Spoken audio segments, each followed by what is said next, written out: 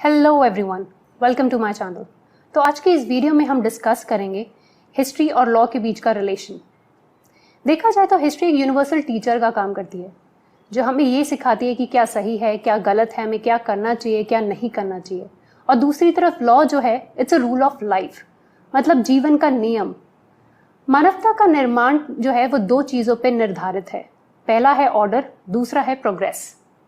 यहाँ पे ऑर्डर का मतलब है स्टेबिलिटी ऑफ सोशल इंस्टीट्यूशन, मतलब अगर सोशल इंस्टीट्यूशन को स्टेबिलिटी पे लाना है, उनका आधार जो है वो लॉ होना चाहिए। देखा जाए तो अगर किसी भी सोसाइटी में कोई रूल्स एंड रेगुलेशंस ना हो या फिर कोई भी लॉज ना हो, कोई पनिशमेंट, कोई पेनल्टी ना हो, तो ऐसी सोसाइटी में लॉ की जगह जो है वो अनार्की ले लेती है। और ऐसी सोसाइटी में लोग जो है वो एक दूसरे को मारना काटना चालू कर देते हैं। पहले की सोसाइटी में लॉ जो है एक सुप्रीम सोशल फोर्स का काम करता था। मतलब अगर कोई भी कस्टम को फॉलो नहीं करता था या फिर कोई भी रीति रिवाजों का उल्लंघन करता था, उसको सीधा नेचुरल कैलामिटी से जोड़ दिया जाता था। मतलब कि लोग ये सोचते थे कि अगर हम इस कस्टम को फॉलो नहीं करते हैं, अगर हम इस रीति रिवाजों को फॉलो नहीं करेंगे, तो इससे हमारे भगवान नाराज हो जाएंगे।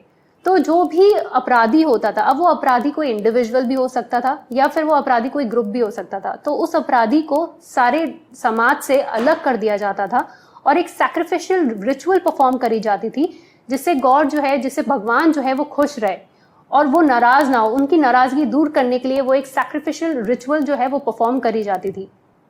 तो ये जो साइकिल था रीति रिवाजों का उल्लंघन करने का, फिर उसके बाद वो सजा मिलने का, इससे सिर्फ व्यक्ति की आदतों को नहीं बदला जाता था, इससे बदलाव जो होता था पूरे समुदाय के कस्टम, पूरे समुदाय के जो रीति रिवाज थे उसमें भी बदलाव होता था।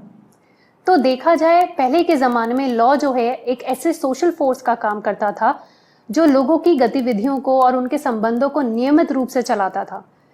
आज भी इस लॉ का सबसे इम्पोर्टेंट फंक्शन जो होता है वो है फंडामेंटल ऑर्डर को मेंटेन करना, जिससे लोगों को सिक्योरिटी मिलती है कि अगर मेरे साथ कुछ गलत भी होता है तो लॉ है उसके लिए, या फिर अगर मैं कुछ गलत करता हूँ तो भी उसके लिए लॉ है। और अगर किसी भी दो लोगों के बीच में कॉन्फ्लिक्ट ऑफ इंटरेस्ट होता है या फिर किसी भी ग्रुप्स के बीच में कॉन्फ्लिक्ट ऑफ इंटरेस्ट होता है जो वो एक साथ बैठ के उसका समाधान नहीं निकाल पाते हैं, तो ऐसे केसेस में लॉ जो है बहुत ही इंपॉर्टेंट रोल प्ले करता है। लॉ एक बॉडी ऑफ प्रिंसिपल्स है जो कोर्ट अप्लाई करता है जब वो अपनी जुरिसडिक्शन को एक्सरसाइज करता है। लॉ के चार ऐसे सोर्सेज हैं। पहला है कस्टम, दूसरा है जुडिशियल कंस्ट्रक्शन, तीसरा है प्रेसिडेंट और चौथा है लेजिस्लेटिव इनैक्टमेंट्स। देखा जाए तो अगर पहले के टाइम से लेके अब तक जो भी लॉ की ग्रोथ हुई है, जितने लॉ बदले हैं समय समय पर, अगर आज भी देखा जाए उसको ध्यान से, तो कस्टम्स जो हैं, जो रीति रिवाज है, वो आज भी इन सारे लॉज का बुनियाद है, इन सारे लॉज का फाउंडेशन माना जाता है। तो देखा जाए तो अगर किसी भी सोसाइटी को प्रोग्रेस करना है तो लॉ जो है वो बहुत ही इंपॉर्टेंट रोल प्ले करता है। वो एक बहुत ही ज़रूरी साधन बन चुका है किसी भी सोसाइटी को अगर प्रोग्रेस होना है। जो भी लोगों की रीति रिवाज है, जो भी उनके कंडक्ट है, उनकी सोशल लाइफ है, उनके ट्रेडिशनल बिलीव्स हैं, उनके जो कस्टम्स हैं, जो भी उनकी हिस्ट्रीज हैं, ये सारी चीज़ें जो हैं वो लॉ ऑफ द स्टेट में रिप्रेजेंट होती है। अगर हम पहले की लीगल सिस्टम को देखें और अब की लीगल सिस्टम को देखें, तो जिस तरह से लीगल सिस्टम इवॉल्व हुआ है उससे हम ये कह सकते हैं कि हिस्ट्री का कनेक्शन है लॉ के साथ। तो जो एशियंट इंडियन पॉलिटिकल राइटर्स थे वो कभी भी क्लियर डिस्टिंक्शन नहीं कर पाए स्टेट एंड गवर्नमेंट के बीच में, और ना ही वो पूरी तरह से किंग को आइडेंटिफाइड कर पाए स्टेट के साथ। उनके अकॉर्डिंग जो राजा था वो स्टेट के 7 एलिमेंट्स में से एक एलिमेंट था। तो पहला एलिमेंट है मिनिस्टर्स, दूसरा है आर्म्स, तीसरा है ट्रेजरी, चौथा है टेरिटरी, पांचवा है कैपिटल और छठा है एलाइज और सातवां है राजा। तो जो भी सॉवरेन पावर होती थी स्टेट की वो राजा के पास होती थी। तो जो भी घटनाएं घटती थी उसके राज्य में या जो भी चीजें होती थी उसके राज्य में, उसके लिए सिर्फ राजा रिस्पॉन्सिबल होता था।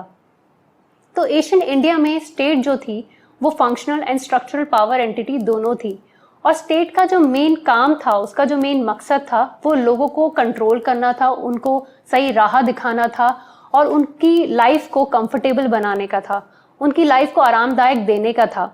बेसिकली स्टेट जो थी वो बनाई गई थी लोगों के कॉमन इंटरेस्ट को सर्व करने के लिए। तो इसके लिए हमें ये जानना ज़रूरी है कि स्टेट की फॉर्मेशन कैसे हुई एशियन इंडिया में। ऋग्वेदा पीरियड में जो सोशल स्ट्रक्चर हुआ करता था लोगों का, वो किनशिप बेस्ड हुआ करता था, और उस टाइम पे इकोनॉमिक एक्टिविटीज़ जो होती थी लोगों की वो गोत्र से समझ में आती थी। तो जो वंश के जो वंशज होते थे, उनके जो एंसेस्टर्स होते थे, अगर वो एक काम करते थे तो वो पीढ़ी तो पीढ़ी जो है वही सेम काम करती थी। तो उससे पता चलता था कि इकोनॉमिक एक्टिविटी क्या है। तो उस गोत्र से समझ में आता था कि उस इंसान की इकोनॉमिक एक्टिविटी क्या है। और जो बेसिक एलिमेंट होता था सोशल स्ट्रक्चर का, वो ग्राम होता था, जिसका मतलब है collections of the family which are related to each other, which are kin based, मतलब जिनकी रिश्तेदारी थी एक दूसरे के साथ, उन फैमिलीज को कहते थे ग्राम। और यही चीज आगे जाके एक छोटी सी पॉलिटिकल यूनिट बन गई। ऋग्वेदा में जन और विस का बहुत बार जिक्र करा गया है। जन जो है वो सबसे सारे सोशल यूनिट में से सबसे हाईएस्ट सोशल यूनिट माना जाता है। और जन का जो चीफ होता है उसको जनपति कहते हैं। जन बेसिकली एक ट्राइब है और ट्राइब का जो क्लैन होता है उस क्लैन को विस कहा जाता है और उसका जो चीफ होता है वो विसपति होता है। तो उस जमाने में जो बेसिक एलिमेंट होता था स्टेट का, वो टेरिटरी को फिक्स करना होता था, या फिर इनकम प्रोवाइड करना होता था अपने लोगों को, या फिर आर्मीज प्रोवाइड करना होता था। तो देखा जाए तो स्टेट की ऑर्गन्स का जो प्रोसेस था वो वैदिक पीरियड से ही शुरू हो चुका था। दूसरा है ट्राइबल असेंबलीज। ये 3 हिस्सों में बांटी गई हैं। पहला है विधाता, दूसरा है सभा, तीसरा है समिति। तो अभी हम जानेंगे विधाता के बारे में। विधाता जो वर्ड है वो लिया गया है विद से, जिसका मतलब है जानना या फिर विचार करना। विधाता एक तरीके की असेंबली हुआ करती थी वैदिक पीरियड में, जो civil, religious, military functions perform होते थे वहाँ पे। और सारे लोग जो थे, जितने भी ट्राइब्स थे, उनके जो सारे लोग थे वो इकट्ठा होते थे। और विधाता को सभा और समिति से सिर्फ एक ही चीज़ अलग करती है, वो ये है कि जो वुमेन्स हुआ करती थी उस जमाने की, उनका एक्टिव पार्टिसिपेशन हुआ करता था इन असेंबलीज में। विधाता जो है वो लॉज एंड ऑर्डिनेंस से बनी हुई एक ऐसी बॉडी होती थी जो ट्राइबल्स के अफेयर्स को रेगुलेट करती थी। और इस असेंबली में दोनों मेन एंड वुमेन, स्त्री और पुरुष जो थे वो अटेंड करते थे, गाना गाते थे, डांस करते थे, सारे रिलीजियस फंक्शंस होते थे, मिलिट्री फंक्शंस होते थे, सिविल फंक्शंस होते थे। अब दूसरी असेंबली है सभा। सभा जो है वो एक यूनिक ऑर्गन है ऋग वैदिक पॉलिटी का।